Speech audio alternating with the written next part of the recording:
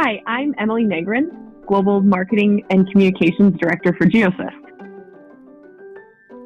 Hi, I'm Julien Lemond, and I work as a weather data manager for Geosys. And today, Julien and I are going to talk about our 2019 Climate and Crop Report. So, Julien, why don't you start off by explaining to everybody, we talk a lot about climate change and weather. So what is the difference between climate change and weather? Yes, good question. Weather and climate deal with the same parameters: temperature, precipitation, atmospheric pressure, etc., but have a different signification.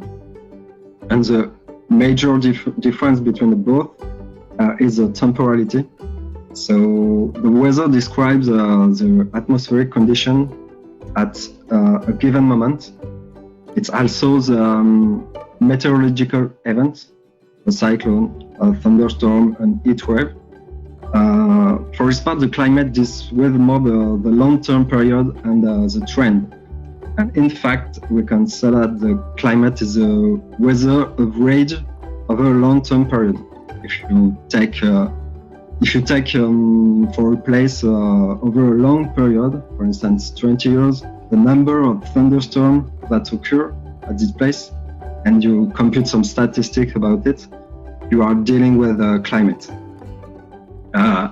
Climate can be viewed as a framework in which the weather evolves, and where the weather is day-to-day variability.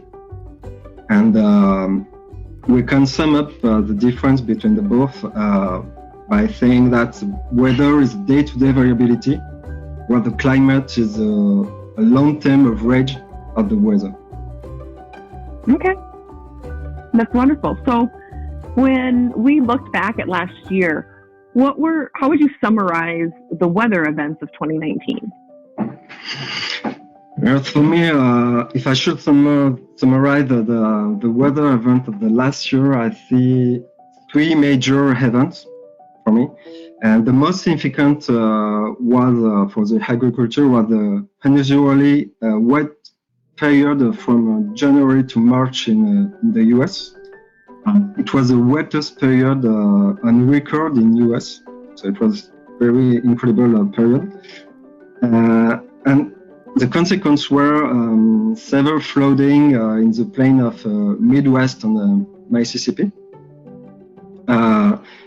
with important consequences for agriculture, like delay for sowing, issue for the field working with machine, until destruction of some crops. So it was a very important event. It was the second costlier event for a non-tropical cyclone related flooding in the US. So it was very important. The other important event for me was the summer heat wave in Europe, which were exceptionally intense, with absolute heat records break, for instance, in France or Germany.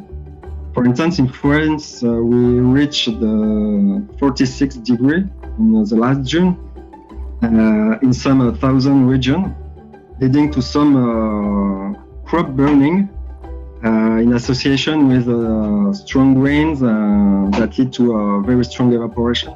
So it was very quick, but very intense and very dramatic for some crops.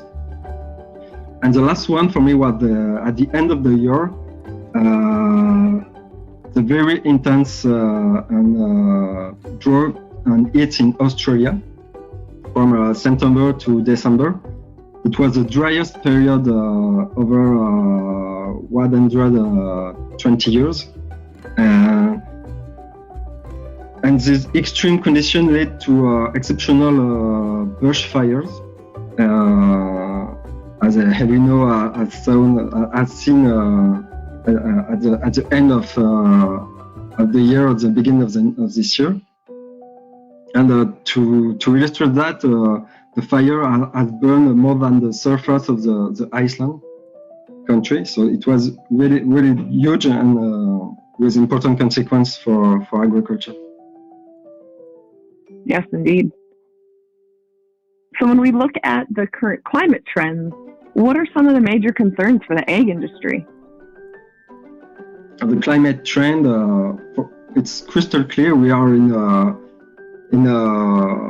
global warming global warming context.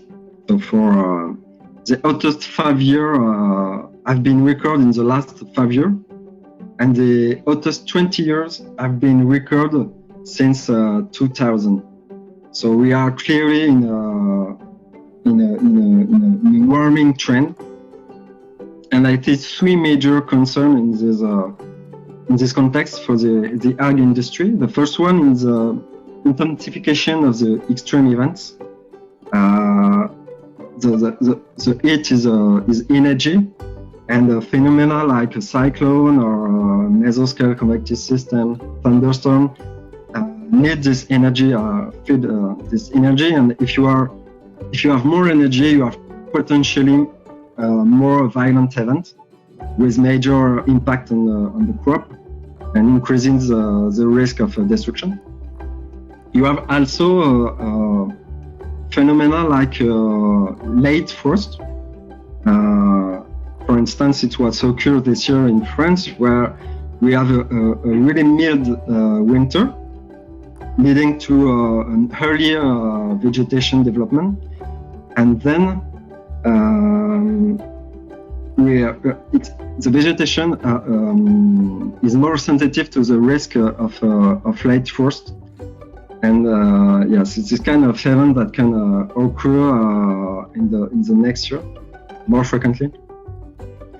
The second concern for me is increase of the diseases risks. We know that some diseases, like especially fungicidal diseases, are sensitive to the weather condition, and if we are in a warmer and wetter environment, we potentially increase the risk to develop this kind of disease. And the last one for me is the question of adaptation. So, will current location remain optimal for my crops? And what are the most adapted crop in the climate if the climate is changing? So this problem is a midterm problem. It's not a day-to-day problem, but it's more and more present in the context of accelerating climate change. So when we look at this upcoming year, in the 2020 forecast, what should people who are, watching the ag industry be looking at and paying attention to from a weather standpoint? For the forecast for 2020? Yep. Yes. Firstly, we are keep on the global warming trend. We keep on. We just have, for instance, in Europe, a mild winter, very mild winter. For instance, it's the first time in the history that in Moscow, the winter temperature average was above 0 degree. It was crazy. So we keep on this dynamic. And it's not easy to make forecasts for seasonal forecast with a lot of accuracy, but some agency can help us to give some trend. And if we talk about the most significant projection in the next month, we can, for the important ag regions, we can say, for instance, for the precipitation, that there is an enhanced probability for below normal precipitation in Western and Central Europe, and also in southeastern Argentina for the coming months. And above normal precipitation is predicted in Eastern Australia and Central Southeastern Asia. And concerning the temperature, there is an enhanced probability for above normal temperature for Europe, mainly. And concerning the US ag region, there is currently no significant signal. Okay. Well, thank you so much for sharing your insights, and hopefully everyone has a chance to download our 2019 climate and crop report to learn more about, what happened in this past year. And a lot of times we rely on, history to also understand what to watch for looking forward as well. So thanks for your time today, and to all of the viewers, thanks for joining us.